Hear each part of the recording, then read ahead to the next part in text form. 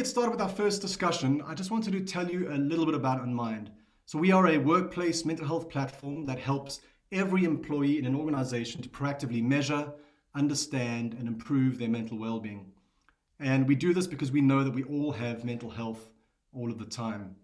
So we look at workplace mental health through a whole person, whole organization lens, and know that this is best done through a positive, proactive, and preventative approach. So really, as a company, our vision is a world where mental health is universally understood, nurtured, and celebrated.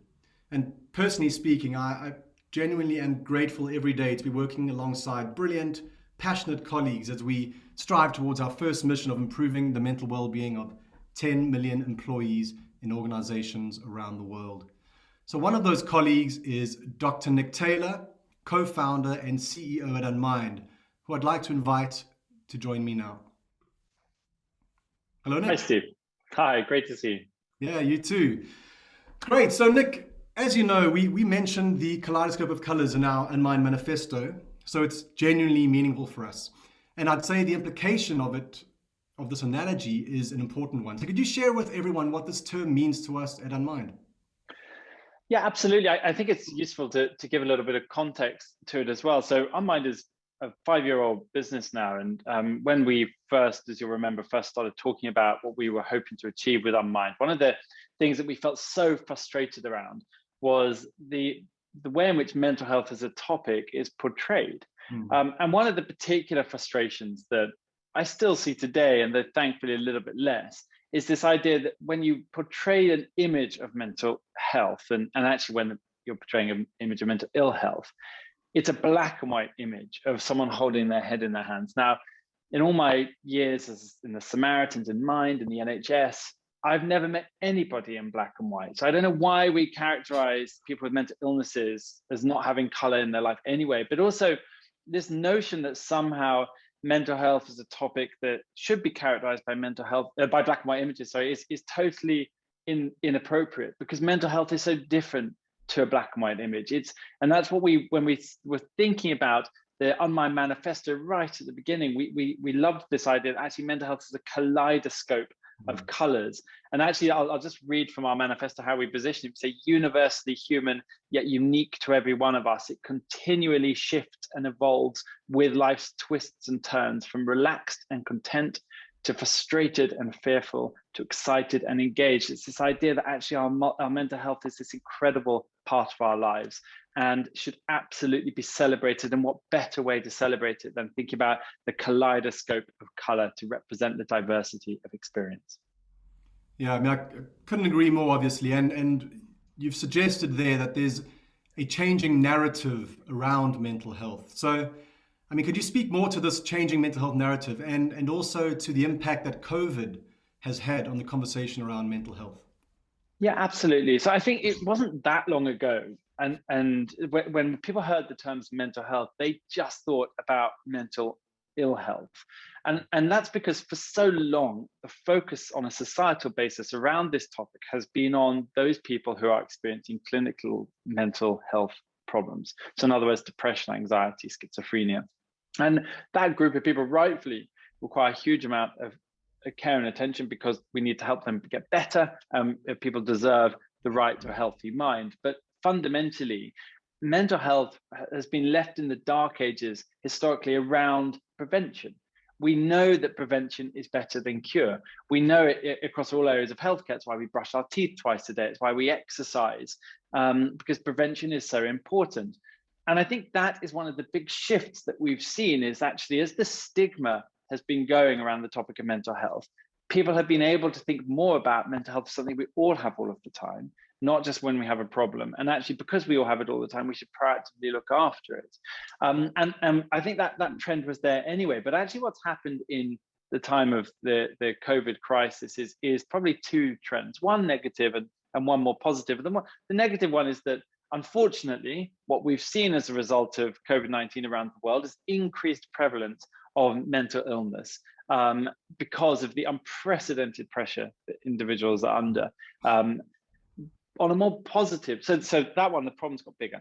On a more positive trend, what we've also seen is that actually you cannot avoid the topic anymore. And we've all been checking in with each other in perhaps a way that we weren't pre-COVID, starting every work call with "How are you?"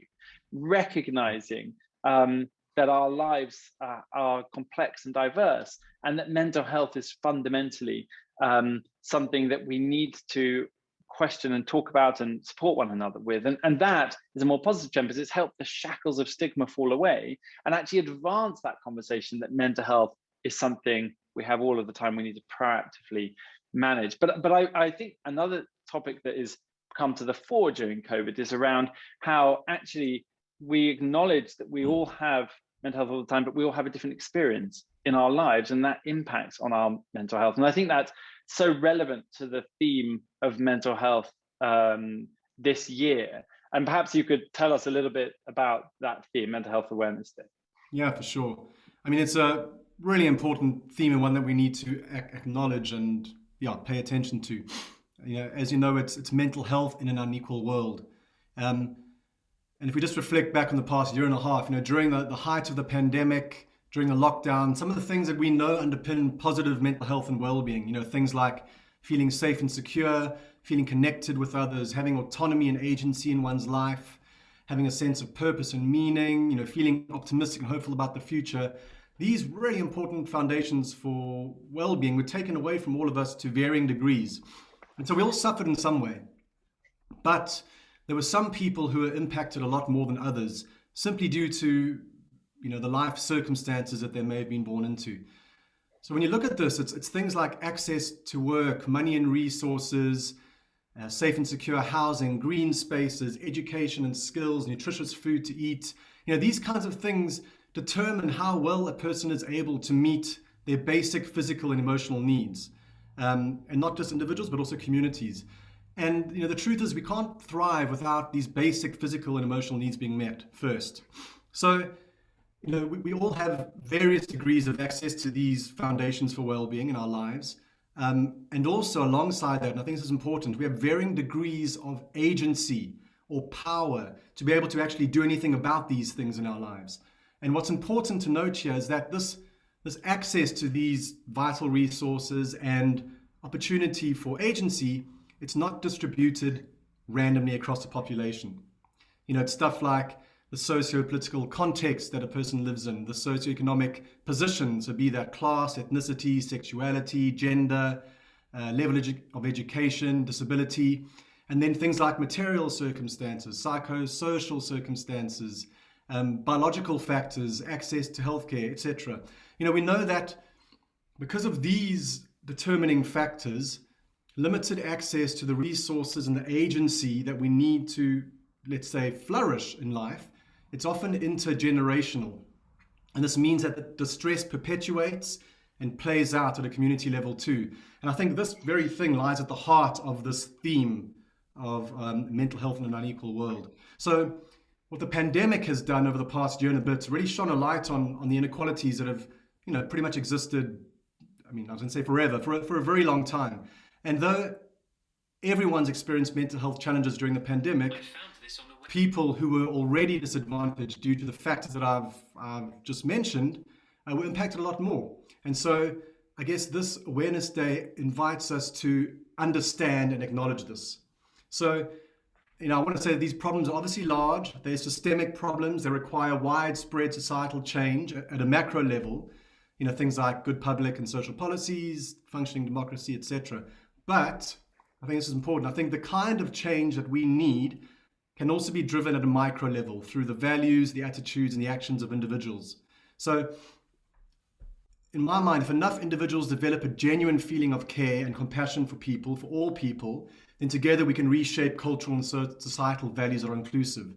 And what's important to recognize here is that what often stands in the way of this is simply a lack of awareness or lack of understanding. And so the solution in almost every case starts in the same place. It's with listening and with opening ourselves to others' experiences. Because when we do that and we hear about individuals' experiences, their identities and their viewpoints, we can realize that there's more that unites us as humans than what drives us apart. And then from that realization of our connection to others, we can build genuine care and compassion and then ultimately flourish.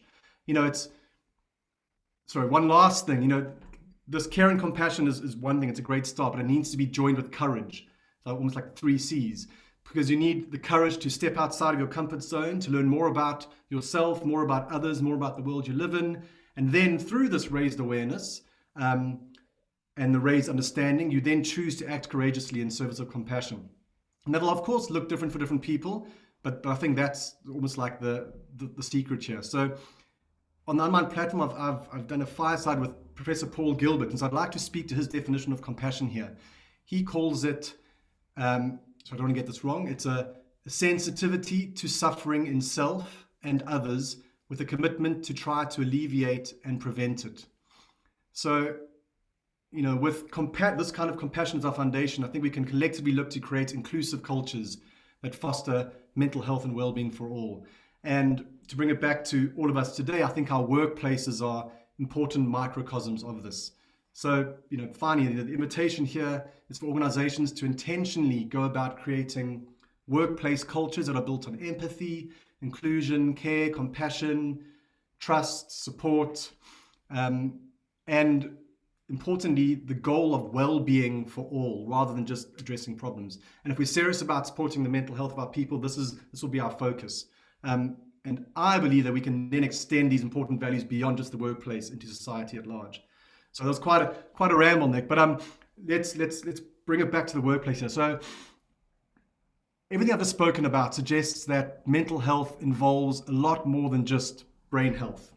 And I know that brain health is often what mental health is equated with, but can you tell us what a more comprehensive and accurate way of thinking about our mental health is, and what the human and economic benefits are for using this way of thinking to inform workplace mental health approach? Yeah, absolutely. I'd love to. Before I get onto that, though, I think just to your points there, which I think are excellently made, and going into that level of detail around them is absolutely what we need to do to acknowledge when we're talking about diversity of experience, to acknowledge that we all have different lives. And I think there is a very important point here around the workplace as well, because obviously as we have gone through COVID, for many people, the notion of what the workplace means has transformed. The ability to have more autonomy over your life work, to work from home, to come into the office later, etc. Those type of benefits that are being talked about in the future of work or hybrid working will not be felt by everyone. And whilst knowledge workers might have that type of access, frontline workers might not, be they healthcare workers, people working in retail.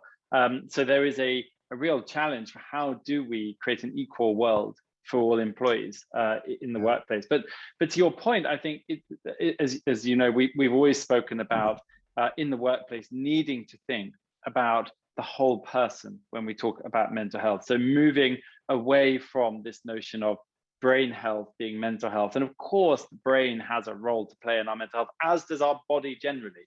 How much sleep we're getting, our nutrition, how much exercise, our age, gender, disease status, all of those physical things will impact on our mental health. But so too will social factors that you mentioned, such as our friendship network, how often we see them, our family network, our finances, our work environment, and then of course, our psychological lives as well. We all have different personalities. We all have different core beliefs about the world around us. We have different sense of control over the world around us. And all of these things together will uniquely inform what our mental health looks like. But it doesn't stop at the individual. It's not just about the whole person. It's also about the whole organization. Organizations need to be thinking about what does the environment of the organization do to impact on the whole person, from what are the cultures in that business? What is the workplace like? What is the pay like? What is the manager like? These type of topics are critical. And in a way, you could draw a parallel to a plant. You take a plant, you take a seed, that's the whole person. But if you put the seed in the soil and it's the wrong soil with the wrong amount of water, with the wrong amount of light, that plant will not thrive to be a beautiful plant. That whole person, whole organization is like the seed and the bed for the plant. The two things are intrinsically linked together in order for organizations to get that value. And I think ultimately organizations know that if they have thriving people and thriving cultures, they will have advantages with performance. They will have advantages with reputation. And of course, that will also have a benefit to the culture as well. But I think one of the topics we've been speaking a lot about is that historically at Unmind is this idea that mental health isn't a topic that you only talk about when you're unwell. So it's not a 1 in 6 topic, it's a 6 in 6 topic. We all have mental health all of the time. And when you think about it in that way, it's a spectrum that we're on. But actually, I think that whilst that message is very powerful because it gets through, there is a more elegant model, still drawing on spectrums, that I think really helps us to understand that diversity of experience with mental health. And perhaps you could tell us about the dual continuum model. Yeah, for sure. I mean, this model has important implications and really supports the notion of a positive, proactive, and preventative mental health approach. And as you say, I think it is a more elegant, I mean, a map is never the territory, but it is a more elegant, more accurate model than the single spectrum. I'll speak to that briefly. So, as you know, the single spectrum model of mental health has been, it's the prevailing model that's been used in clinical psychology and mental health care design for about 70 years. And it implies that mental health and mental illness reflect opposite ends of the same continuum, where an individual moves along the continuum away from mental health. If I can just actually ask for this slide to be taken away for now, because it might not actually link to what I'm saying, because I think it'll help with the description of this. So yeah, so we're talking about the single spectrum of mental health. So that model implies that an individual moves along the continuum away from mental illness on the one end towards mental health on the other. And as such, the focus has been on the reduction of mental illness symptoms in order to improve mental health, which in a workplace context means, here in the UK that we've been supporting the 1 in 6, or in the States, the 1 in 5. Now, obviously, this focus is a noble one. It speaks to reducing suffering. But one of the problems with this single spectrum model is that it suggests that mental well-being is the absence of mental illness. And therefore, it implies that if one has a diagnosed mental illness, such as depression or anxiety, that mental well-being is no longer available to them. So this suggestion that positive mental health, or let's call it well-being, is the absence of mental illness and therefore unavailable to someone who is experiencing mental illness is not inclusive, and it's also potentially stigmatizing. And it turns out to be inaccurate. So there is evidence that points to another more accurate model of mental health, which we call the dual spectrum model. So this model and the studies it validated show us that rather than mental health and mental illness being opposite sides of a single spectrum, there are two distinct but interrelated domains of mental health. So, research has shown that someone can have a diagnosed mental illness and also have high levels of well-being. And likewise, someone can have low levels of well-being without mental illness.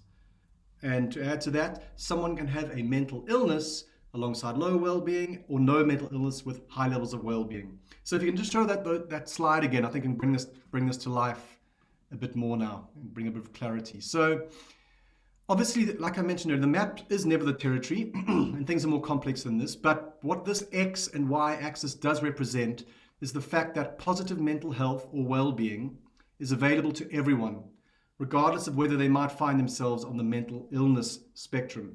And the research shows that the things that help to bolster our mental well-being, the Y-axis, can be learned and developed.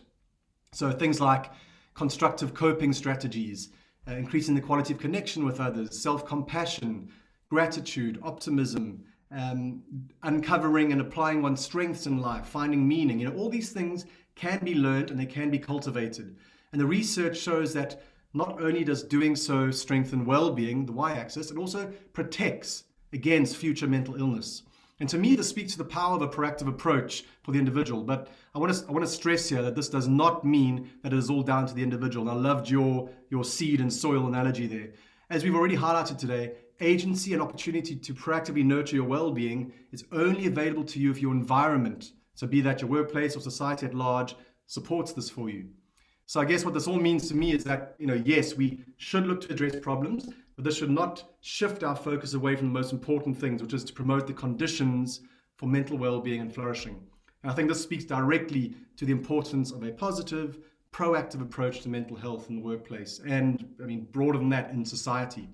So, And Steve, yeah, can I just ask you a quick question? Because I think it's a topic that many people listening today might have read about, etc. This notion of languishing as a yes, concept, and yeah, how you would use the dual spectrum approach to think about languishing, for sure. example. Yeah, it's a great question. So, in this XY axis here, languishing would be the bottom right quadrant. And that is someone who doesn't have a diagnosed mental illness, but they have low mental well-being. And there's an article by Adam Grant recently, I think it was in the New York Times, where he speaks to this very idea. And many people during the pandemic could be described as being in this lower right quadrant, languishing or vulnerable.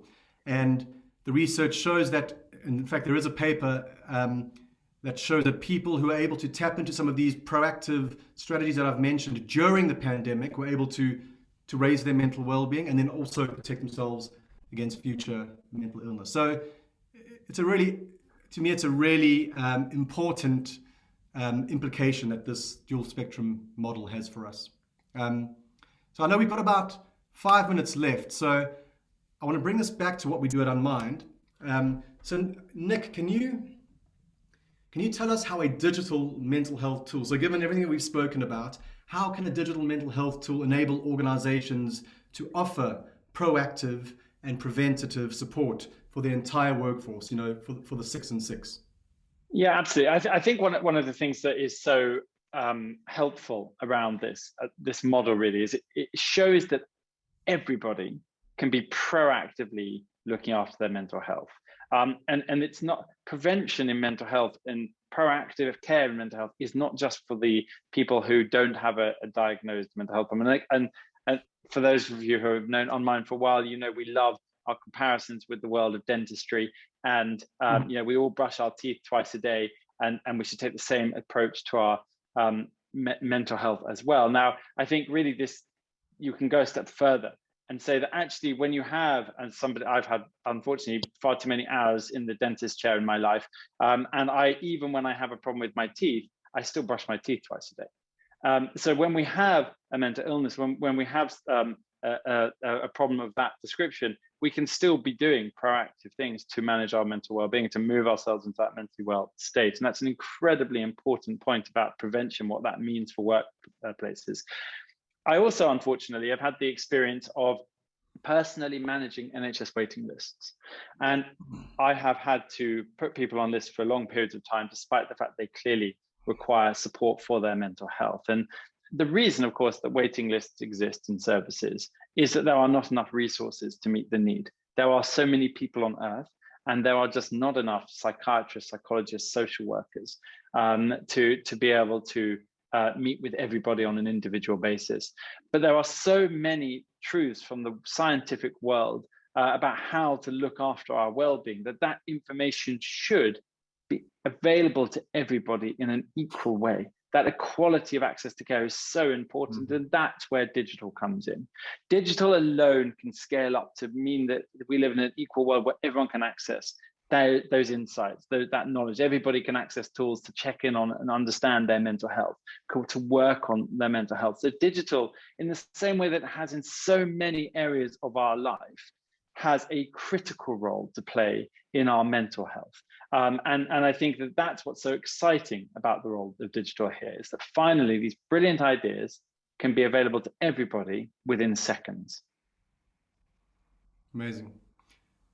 Well, I mean, Nick, firstly, thank you. I've enjoyed the conversation.